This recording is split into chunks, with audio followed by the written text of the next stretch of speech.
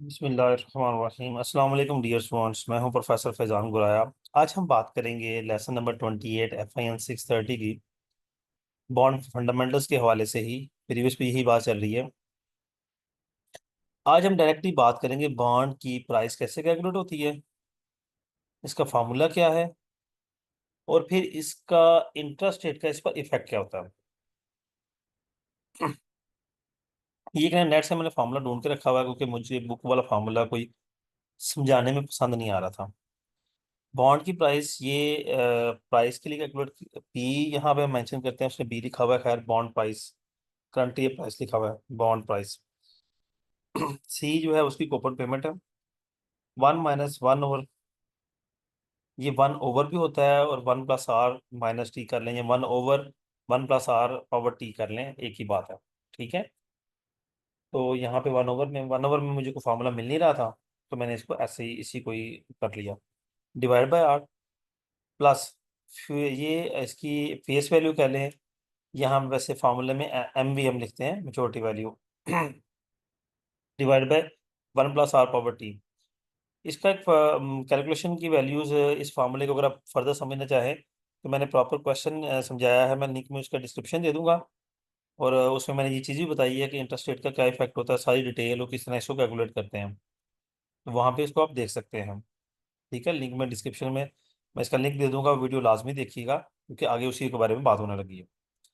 अब हम जब इंटरेस्ट रेट पुट करें, और हाँ एक चीज़ और, ये एनुअल है, और अगर मुझे सेमी एनुअल कैलकुलेट करना पड़ता है क्योंकि इंटरेस्ट रेट सेमी एनुअल होता है, तो फिर सेमी एनुअल के हिसाब से प्राइस कैलकुलेट करनी होती है। और उसमें हम क्या करते हैं कि कूपन को भी टू पर डिवाइड करते हैं और रिटर्न को भी टू पर डिवाइड करते हैं, इंटरेस्ट रेट को, जबकि एन को हम, या टाइम को हम, 2 से मल्टीप्लाई करते हैं।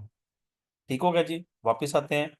ये देखें, सेमी एनुअल के हिसाब से उसने बॉन्ड की प्राइस कैलकुलेट करने लगा, और प्राइस कैलकुलेट करेगा। ठीक है, नहीं सॉरी, यहाँ पे वो आर कैलकुलेट कर रहा है, वो 11.44% उसका आर निकल आया। नेक्स्ट हम आ गई हमारे पास yield to maturity. Yield to maturity होती है वो इंटरेस्ट रेट जिस पर हम टिल मैच्योरिटी तक अपने बॉन्ड को कैलकुलेट करेंगे। ठीक है। तो यील्ड टू मैच्योरिटी का कैलकुलेट करने का जो फार्मूला होता है वो हमारे पास होता है जी, annual interest minus market price minus par value divide by year until maturity. ठीक है, थोड़ा टेक्निकल सा फार्मूला है।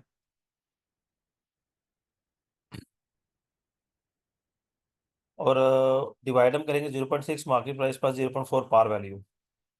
मार्केट में एक प्राइस क्या है बॉन्ड की, ठीक है, प्राइस वो गिवन होगी, मार्केट प्राइस भी गिवन होगी, और पार वैल्यू यानी कि उसकी फेस वैल्यू। तो इस फार्मूले के थ्रू हम इजीली उसको कैलकुलेट कर सकते हैं।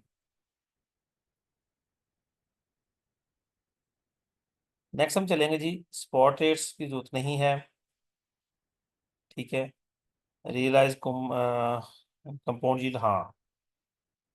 अगर तो हमारा सेमी एनुअल होता है तो फिर हम उसको इफेक्टिव एनुअल रेट भी फाइंड कर सकते हैं, 1+r/, ये एक्स की जगह 2 है बेसिकली, क्योंकि वो सेमी एनुअल होगा।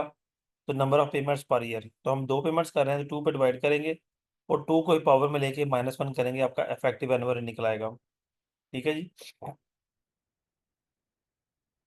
उसके बाद हमारे पास आ जाएगा बॉन्ड रिस्क। बॉन्ड रिस्क में एक तो प्राइस रिस्क है। ठीक है, क्योंकि प्राइस जो है मार्केट में चेंज होती रहती है, किसी भी वजह से चेंज हो सकती है।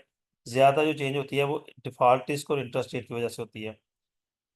इंटरेस्ट रेट रिस्क तो सिंपली बात है कि जो इंटरेस्ट चेंज होता है मार्केट में, फर्ज करें एक बॉन्ड जो है वो हमने इशू जब किया उस वक्त बॉन्ड का इंटरेस्ट रेट 10% था। With the passage of time market का इंटरेस्ट रेट जो है वो 12% पे चला गया। अब बॉन्ड तो अगले 20 साल तक 10% ही इंटरेस्ट रेट पे करेगा। तो जिसने उसमें इन्वेस्टमेंट की हुई है वो नुकसान में जा रहा है। वो चाहता है कि मैं इस बॉन्ड को मार्केट में सेल कर दूं, तो कोई इसको खरीदने वाला नहीं होगा, क्योंकि जिससे भी वो बात करेगा यार मेरा बॉन्ड खरीद लो, तो वो कहेगा जी मार्केट में मुझे इंटरेस्ट रेट ज़्यादा मिल रहा है तो मैं क्यों उस बॉन्ड को खरीदूं। तो इस बात को ज़हन में रखिएगा कि अगर मार्केट का रेट ज़्यादा हो तो आपका बॉन्ड जो है वो सस्ता बिकेगा। मार्केट का रेट कम हो तो आपका बॉन्ड ज़्यादा बिकेगा, ज़्यादा रेट पर। इसको इंटरेस्ट रेट रिस्क कहते हैं। मैंने जो वीडियो लिंक में कहा शेयर करने के लिए, उसमें मैंने ये बात भी समझाई है। डिफॉल्ट रिस्क बेसिकली होता है कंपनी की अपनी वर्थ, कि कंपनी की क्रेडिट रेटिंग कैसी है, और उस रेटिंग के मुताबिक उस बॉन्ड की प्राइस जो है ऑटोमेटिकली एडजस्ट होती है। इसको डिफॉल्ट रिस्क कहते हैं। नेक्स्ट ये फार्मूले में वैल्यूज पुट करके बॉन्ड की प्राइस को कैलकुलेट कर रहा है। ठीक है। तो मुख्तलिफ रेट्स के मुताबिक उसने प्राइसेस निकाली हैं कि बॉन्ड की वैल्यू अगर 1000 है, प्राइस चेंज होती है तो कितनी हो जाएगी। ठीक है, ये उसने निकाला हुआ है। खैर इसको आप अगर नेक्स्ट हमारे पास इसमें जी और कोई चीज़ डिस्कस करने वाली नहीं है लेसन नंबर 28 में, यही चीज़ें थी। वीडियो जो मैंने कहा है लिंक में, मैं डिस्क्रिप्शन में लिंक दूंगा, उसको आपने ज़रूर देखना है इस पूरे लेक्चर को अंडरस्टैंड करने के लिए। अगर आप उस वीडियो को देख लेते हैं तो ये सारा लेक्चर आपको क्लियर हो जाएगा कि इस लेक्चर में कहा क्या जा रहा है। स्टूडेंट्स अपना ख्याल रखिएगा, और जाने से पहले जो जो स्टूडेंट्स चैनल पर नए हैं वो बराह करम चैनल को सब्सक्राइब कर दें। अल्लाह हाफिज़।